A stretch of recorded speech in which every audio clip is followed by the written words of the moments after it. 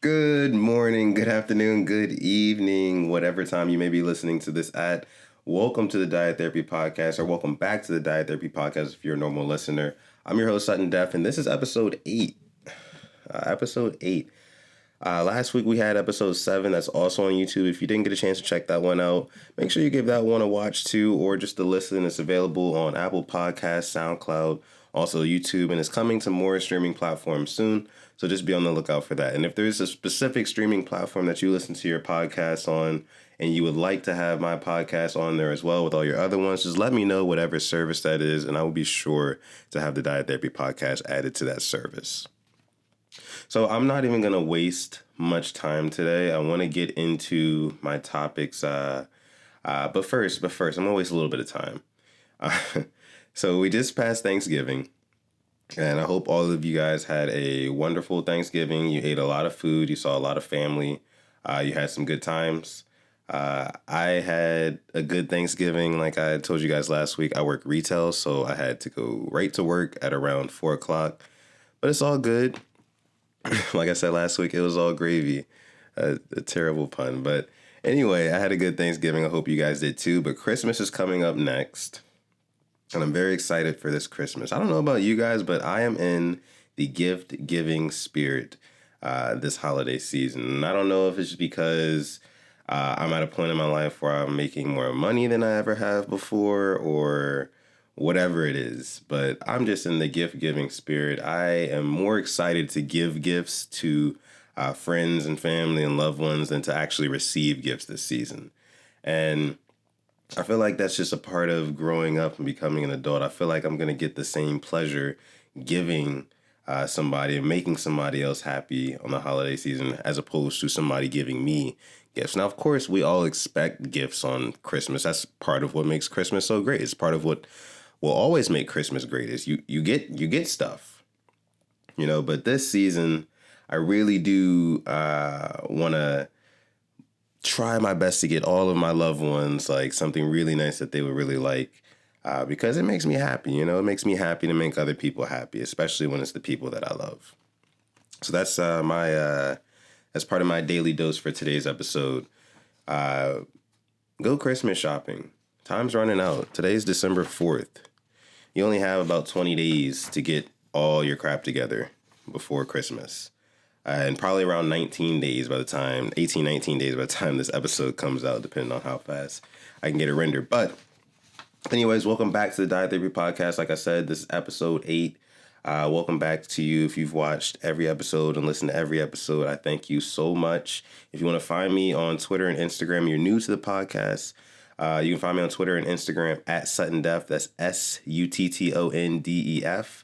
Also, you can find me on YouTube at the Diet Therapy Podcast. I'll be posting on there regularly as well. And also, always, guys, if you ever have any topics, discussions that you want to have with me, you can always hit me up on my Instagram or my Twitter, or even now on YouTube. Like I said, Instagram, Twitter is at suttondef. YouTube is at the Diet Therapy Podcast.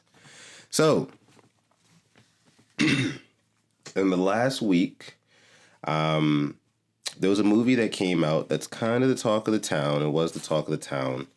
It's called Queen and Slim. And I don't go to the movies a lot. I don't go to the movies often. I don't go to the movies as often as I would like to. I love the movies. I love film. But, I work a lot, so I don't get to go to the movies. But this movie in particular, I saw the trailer for about 2 weeks ago. And it sparked my interest because it seemed very compelling. It seemed very intense. It seemed like it was going to be, a really good plot, a really good storyline. And, of course, it has actor Daniel Kaluuya in it. He's most famous for his role in Jordan Peele's Get Out, which was a very, very good movie, very popular film around its time that it came out. So I was very excited to see, what this was going to be about, especially because this movie is still kind of along the same lines of having to do with like Black people and racism. So I thought it'd be really good. So I actually went to go see it by myself yesterday, and I figured I wanted to do a little bit of a review on the movie, give you guys my thoughts, what I loved, what I hated from it, and then give it like an overall rating. So I want to start off with exactly what I loved about the movie, Queen and Slim. So one of the things that I did love about the movie was the acting. So Daniel Kaluuya and Jodie Turner-Smith both gave really strong performances playing the roles of Queen and Slim. I like how compelling it could be at times. And certain moments in the movie, I was on the edge of my seat, eyes glued to the screen, just waiting to see what was going to happen next. And that's something that I appreciate in a movie, is when I can get excited with like anticipation. You know, I mean, I feel like there were certain points in the film where I was just like, you know, expecting them to get caught, or, oh yeah, I just want to say right now, just a random disclaimer. I'm not going to spoil the movie completely, but I will say some things that happened in the movie. So, you know, listeners or viewers' discretion is advised. If you haven't seen the movie and you're really planning on going to see it, and you don't want to know any sort of details about it, then, you know, I'd probably skip ahead to the next topic here. But even if you haven't seen the movie and you just kind of want to know like a little bit what it's about, this podcast is going to be good for you. I'm not going to completely spoil it, tell you exactly what happened from beginning to middle to end. I'm not going to do that, but I am going to touch on some points that I wanted to bring to you guys' attention. So yeah, what I loved, the acting and also just how compelling it could be at some times. Those were two of the things that I really, really liked about this movie. I liked how real it could be at times. At times, I emphasize that, and I get into that a little bit later. But there wasn't, I'm going to be honest with you guys, there wasn't a whole lot that I loved about this movie. Like, really, really loved. It wasn't a whole lot. And I noticed that probably about halfway through. So with that being said, I want to get into what I didn't like, or what I hated about the movie. So first off, the length. The movie was a whopping 2 hours and 12 minutes long. 2 hours and 12 minutes, which is a pretty long time to sit in a movie theater, especially if you're by yourself. Because I went alone. Like I said, I went by myself. So I really felt that 2 hours and 12 minutes. Like all 2 hours and 12 minutes of it. Every second of it, I felt that. And it felt like really the overall plot of the movie could have been accomplished in about an hour and a half. So I really thought that there was like a lot of unnecessary and repetitive like filler scenes in there. And that really threw me off. But it's just like so much filler, like so much like unnecessary content, and like them going and stopping in random places and doing all this unnecessary stuff. And it consisted of what their so-called like love story that they had going on in this movie. That's another thing that I hated, the love story. Neither of the main characters really ever seemed really interested in each other throughout the entire movie. They kind of started out, they were on like a date, and then all that crazy stuff happened. I'm sitting here trying not to like spoil the whole movie and still tell you guys kind of what happened. But yeah, I mean, like they really didn't seem like they liked each other. She was really just going out because she didn't want to feel alone in that moment, and he was just on Tinder, and all that stuff happened, and then boom, they're like a pair. They're a team all of a sudden now. But I wasn't really buying like the love story scenes. So like the scenes where they were like bonding and getting closer to each other and things like that, I wasn't really buying it. Wasn't really buying it at all. Wasn't a fan of that. And I don't even think that they couldn't sell the love story part of the movie because of the acting. I don't even think it was the acting. It was simply because of the way that the film was written. So all those scenes where they stop in the random places and do things together, it seemed kind of like forced, and the movie did more. And the one thing that I wish the movie did more was focus on the fact that they're on the run. So the fact that the movie was 2 hours and 12 minutes long, and there was only like a couple scenes where I'm on the edge of my seat, like wondering like, okay, are they going to get caught? Like what's going to happen next? It's like, no, like pretty much 55 to 60% of the movie was them, you know, stopping in random places and kind of getting closer to each other and things like that.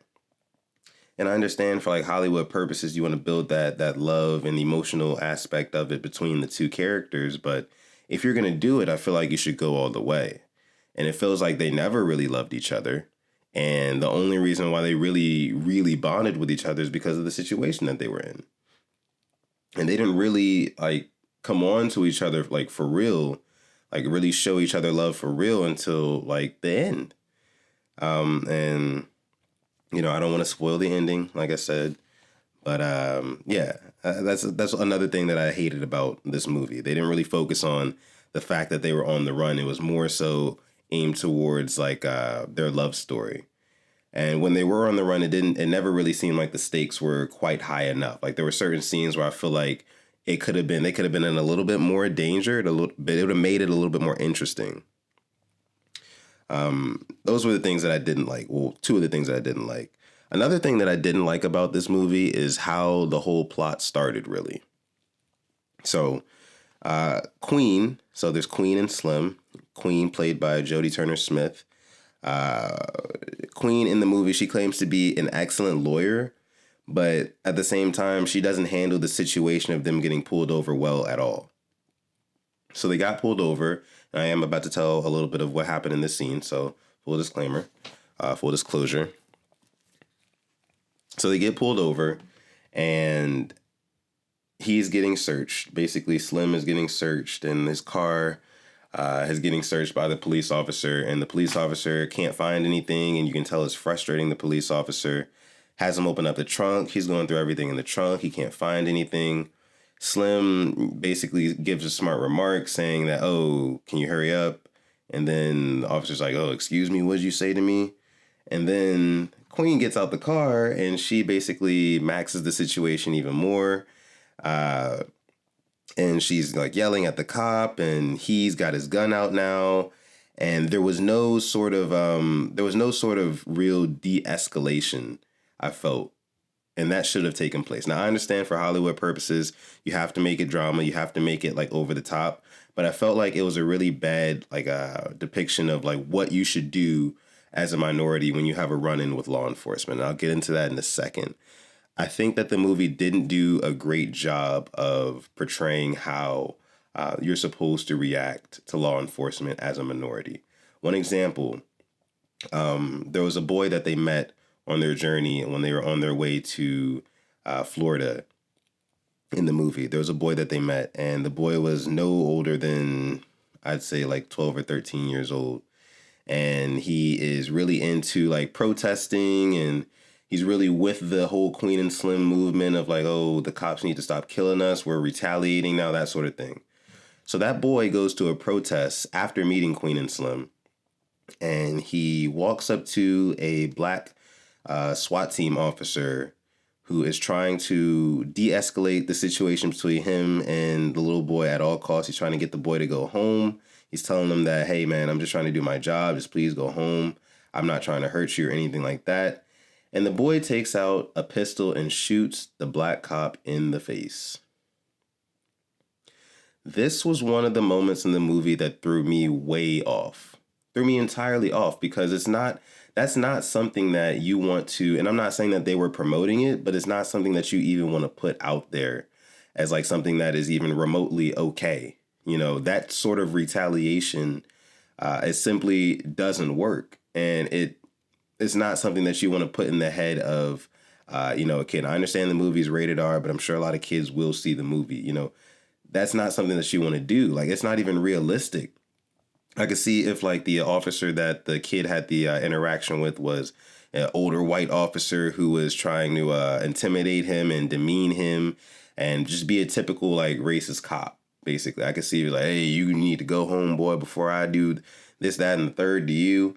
And that sort of thing. But the cop literally comes to him like with all grace. And it's just like, hey, man, look, I know you're angry, but just go home. Like, I don't want to have to like, do anything like arrest you or anything like that. Just go home, man. Like, you don't want to be out here. It's not safe. It's dangerous. I'm just trying to do my job. And the kid is like not hearing any of that. You're not hearing any of that. This is coming from an older black dude. Like, the kid is talking to an older black male, old enough to be his father, and he takes out a gun and shoots him in the face. I thought it was unrealistic. Like, how does that happen? Why was that even necessary in the film? It wasn't even necessary. So I felt like the movie did a pretty poor job at showing how to handle situations like that. Like I said, there was no de-escalation. I think that's a lot of the problem with minority run-ins with law enforcement.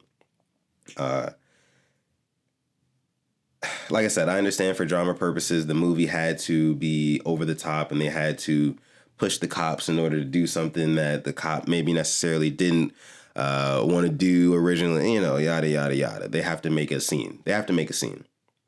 I just think that no matter, like, you have to know how to conduct yourself around law enforcement. As a minority, you have to know how to conduct yourself. And what I mean by that is that you have to de-escalate the situation at all costs. The movie didn't do a very good job of showing how that's done. So what I mean by that is if you get pulled over by a police officer, you have to understand the reality of things. They have the power in this situation. Why? Because they have a gun, for one. Two, they have a badge, and what they say is going to, beat out what you say 9 times out of 10. So the reality of things is you need to get out of that situation as quick as possible. And if you know you've done nothing wrong and you feel like you've been unfairly treated or unfairly talked to, like, verbally, doesn't matter. No amount of those emotions are worth your life. It doesn't matter, like, if the cop is going through your trunk, you don't have anything. They probably know you don't have anything, but they're just doing entirely too much. Let them do it. Because you don't want to give them any type of reason that they can take and run with and use against you. They will use any sort of retaliation against you. And this is just why I say you cannot retaliate against somebody who has the power and you have no power. How are you going to retaliate if you don't have any power? Which is also why I say infiltration is more important than retaliation. And what I mean by that is that we have to start, and as minorities, like I said, occupying these positions of power, getting these occupations is why I love when, like, I have friends that are my age that become cops, because they're taking the torch and they're basically writing a new story, writing their own story and creating a new narrative to push society to a different place. I think that's important. People my age stepping up into those positions and just getting a chance to do things differently, taking one racist cop off the street and replacing it with a millennial cop who's going to treat everybody with fairness and respect, and isn't set in their ways. You know what I mean? So retaliation is not the way to go. I feel like de-escalation is the way to go because, like I said, the cop has the gun, you don't. It's like when you get robbed, people say, oh, if you get robbed, none of that stuff that you have on you is worth your life. There's no reason to try to retaliate against somebody who has a weapon that can kill you. And then instead of somebody taking your shoes, they end up taking your life. It's not worth it, and law enforcement goes the same way. Like, if you feel like you're in an unfair scenario and cops are doing you wrong, just comply. Just do what they want you to do. Just do anything that you have to do to get out of that situation as quick as possible. That should be the goal.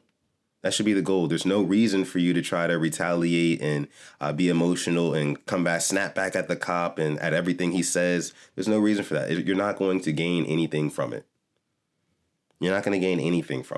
So that's just my little spiel. Knowing how to conduct yourself as a minority around law enforcement. But overall, I would say the movie, Queen and Slim, I know I kind of went off on a little tangent right there, but I would say overall the movie Queen and Slim, I would give it about a 6.8 out of 10. And I know that probably seems pretty low for a movie that I kind of enjoyed. I've enjoyed it pretty much for the most part, but those elements of the movie really bothered me. Like I said, one, the fact that Queen, she was a lawyer, but handled, the situation where they had their run-in with the cops, she handled that extremely poorly. I didn't like that, how it all started. Two, I didn't like the kid shooting the black cop in the face for seemingly no reason at all. I didn't like that at all. And then three, just how long the movie was and how much filler it seemed to be in there. Like, a couple scenes could have easily been taken out and, they didn't really help towards, the ending of the story, the development of the plot. So like I said, I give it a 6.8 out of 10. Let me know what you guys think. I would love to hear what you guys think about this movie. I've been wanting to talk about it with people since I saw it, which was a little bit over 24 hours ago. But if you have any differing opinions, if you think that I'm wrong about the whole police brutality thing, and we do need to retaliate and all this and that, then let me know. Let me know. Please feel free. You can mention me on Twitter, send me a message on Instagram at suttondef, SUTTONDEF, or leave a comment under this video if you're watching on YouTube, and you can find me at the Diet Therapy Podcast. Tell your friends. That is the Diet Therapy Podcast with your host, suttondef. So that's what I thought about Queen and Slim. I want to go ahead and get into another topic. It is December of 2019, which means that this is the very last month of the decade. So me being the person I am, I was just thinking about all of my favorite albums that came out since 2010. So I put together a little list, just my little top 5 of albums of the decade, my favorite albums of the decade, a top 5 list constructed by your host, suttondef. And I wanted to share that with you guys. Now, I really want to hear you guys' top 5. So if you would like to give me your top 5 albums, you can, once you see this, mention me on Twitter or Instagram at suttondef. You guys know the drill.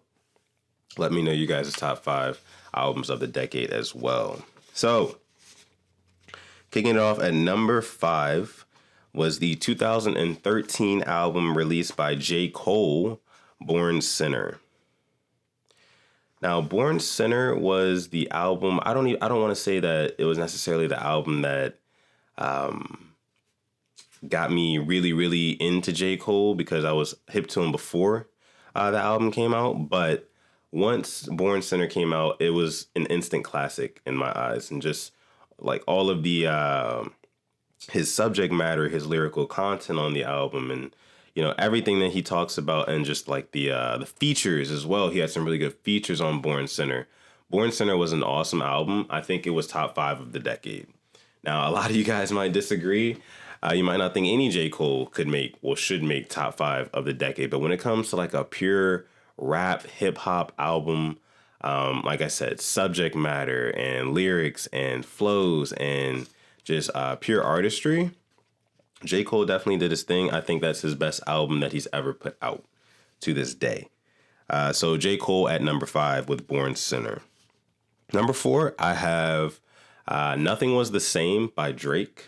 This is the only Drake album in my top 5. So this should go to show that this is, quite frankly, arguably Drake's best album. Arguably. And I thought about this for a long time, because originally I was going to say, If You're Reading This, It's Too Late is Drake's best album, so it's got to be in my top 5. And that album came out in 2015. Nothing Was the Same came out in 2013, and I was going back and I was looking at it, and I was just saying to myself, we got the perfect mix of Drake with Nothing Was the Same. It was right before Six God Drake, so he was kind of getting to that. But it was right after like the real sad and sentimental Drake. So I think that honestly, it's probably we got the best Drake with this album. Nothing Was the Same. I think we got the best one, because right after Nothing Was the Same, we got If You're Reading This, Is Too Late, and that was full blown Six God Drake. And I thought that was probably his best album. I think they're top 2. They're probably interchangeable. It's either Nothing Was the Same or If You're Reading This, Is Too Late. As my favorite Drake albums of all time. But I do have Nothing Was the Same at number 4, especially because what that album did for me personally. In 2013, I was a freshman in college, and that was one of the albums that I quote unquote walked around with. Because in college you walk everywhere and you got music in your ears. So for me, that album, Nothing Was the Same, was definitely a staple of my freshman year of college. It got me through freshman year of college in a lot of different ways. But a couple of different albums did that for me. So Nothing Was the Same at 4. At number 3, I have Good Kid, Mad City by Kendrick Lamar. And this is kind of like a no-brainer for me. When GKMC dropped, I was in high school, and that album was, quite frankly, it was up there with albums like Ready to Die by Biggie and stuff like that. Excuse me. But Good Kid, Mad City, because people always will try to compare Kendrick Lamar to J. Cole. And Good Kid, Mad City and Born Sinner, and I had a hard time with this too, trying to figure out which one should come before the other. But Good Kid is just kind of like, there's too many classic like songs on that album for me to, snub it and not put it top three. Good Kid, Mad City's got to be top three. It's Kendrick's, I wouldn't say it's his best album, but it's my favorite album. If I had to say his best album, I would say his best album would probably be To Pimp a Butterfly. And I know a lot of people disagree with me about that. But oh well, that's what I think. I think To Pimp a Butterfly is indeed Kendrick Lamar's best album of all time. But Good Kid, Mad City, I have at number 3. Number 2, I have Blonde by Frank Ocean. This should surprise no one if you actually know me. I think that Blonde was the most... or one of the most special albums that came out in this decade, just considering how raw it was when it comes to emotion and just the lyricism in it. It's really captivating if you listen to it over and over again, listening to the things that he's talking about. It's so relatable. It's very relatable. Sonically, the music is just awesome. The artistry and the features. He's always got an Andre 3000 feature on his albums, and Andre always kills it. Everything about a Frank Ocean album, when you put it all together, it's a masterpiece. And that's just what Frank Ocean does. We saw the same thing with Channel Orange.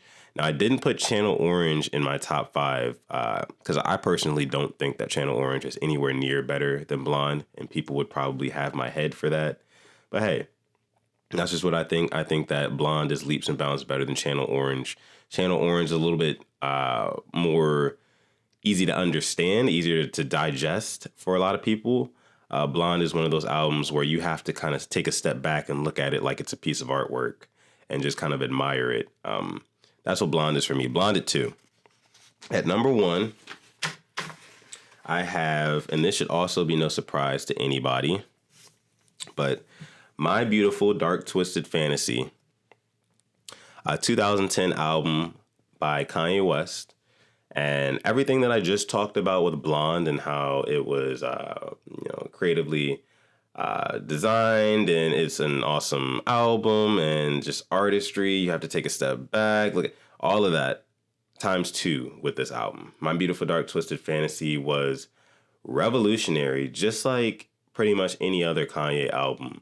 Revolutionary in the sense that Kanye likes to make a lot of what I call epic music, quote unquote, music that you can find in big blockbuster movies when there's a big moment about to happen. And that's what you got with this album. You got songs like Power, you got songs like Runaway that will last forever. All of the Lights, they'll last forever, in your mind. When you think about that song and just how dynamic all of those songs are, you can't deny music like that. I don't think you can ever deny music like that has so many different layers, that has so many different tunes and octaves and pitches, and just so many different like notes that they can hit, so many different marks that they can hit.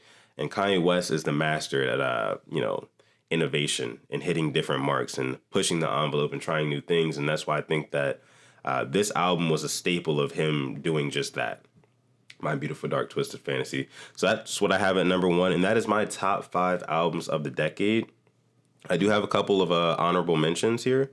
One of my honorable mentions was Beyonce's Beyonce album, her self-titled album that came out in 2013.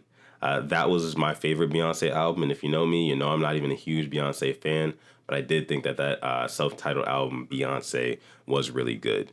Also, Pink Friday by Nicki Minaj. I know at some point all of us were a Nicki Minaj fan, whether it was because of Super Bass or Roman's Revenge. Nicki Minaj used to snap. And we're talking about top 5 albums of the decade, which means from 2010 until 2019. And she had her time where she was the hottest female rapper in the game. You have to respect that. And the Pink Friday album was probably her best album. Yeah. And then third, I had coming in honorable mentions was 24 Karat Magic by Bruno Mars. Bruno Mars is one of the most underrated artists of our generation. So I think that he definitely needs to put out more music. I really wish he would put out more music, at least like give us like an album a year, but he doesn't give us that. He gives us like an album like every couple of years or so. It's got ink all over my hand from my pen. Hope it doesn't get on my white hoodie. That's my top 5 albums of the year. Let me get into the Daily Dose before I wrap up here.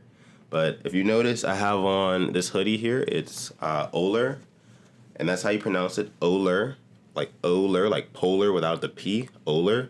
It stands for Overlooked Underrated. It is a, I don't even want to say it's like a clothing line. It's kind of just like a brand that I'm trying to create for myself and like my friends and just anybody who wants to not necessarily become a part of it, but kind of like buy into it.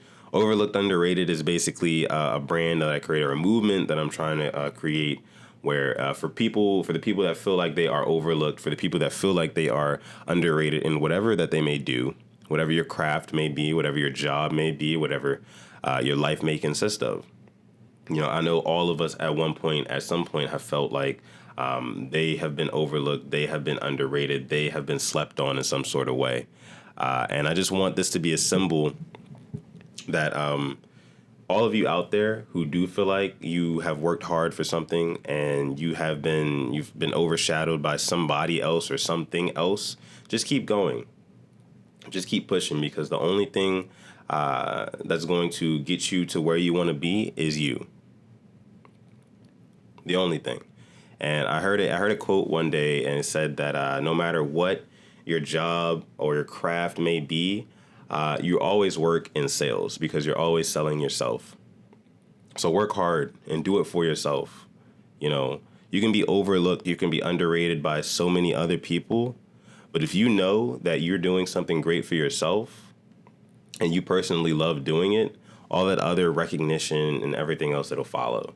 So that's just my little word of advice, I guess, to say. But you can definitely order one of these OLUR hoodies. Right now, I have them in the white, and then I'm also making them in black as well. And then I'm going to get a couple of different colors. But if you want to order the white is available for order right now. You can just DM me on Twitter or Instagram at suttondef. That is SUTTONDEF. If you're listening on SoundCloud or Apple Podcasts, you can find me on my on YouTube at the Diet Therapy Podcast, so you can see the hoodie that I'm talking about. And if you want to order one, you can. They're $40. Like I said, you can just DM me and I will order one for you and get it shipped to wherever you are. This has been the Diet Therapy Podcast, episode 8. And I thank all of you guys for coming out and listening to this episode. If you've made it to the end, all the way to the end, then a special shout out to you, a special thank you to you. I love you. Yes, you. And if there's any other topics that you would like me to talk about next week, of course, you guys know the drill. You can hit me up on my social media. I'm not going to say it again. Wait, yes, I am. It's at suttondef, SUTTONDEF, Twitter and Instagram, YouTube at the Diet Therapy Podcast. You can hit me up with any other topics or anything that you want to discuss at any time. You guys know that. I'm going to go ahead and wrap up the show today, guys. Like I said, I love all you guys for listening and supporting me. If you want to order one of these OLUR hoodies, Overlooked Underrated, they're $40. You can just DM me and let me know. That's going to be it from me, guys. This has been the Diet Therapy Podcast, episode 8. Give me any feedback that you guys like, anything else that you guys want to talk about. Let me know. I'm here for you guys. That's going to be it from me, guys. I'll see you guys in the next one. Later.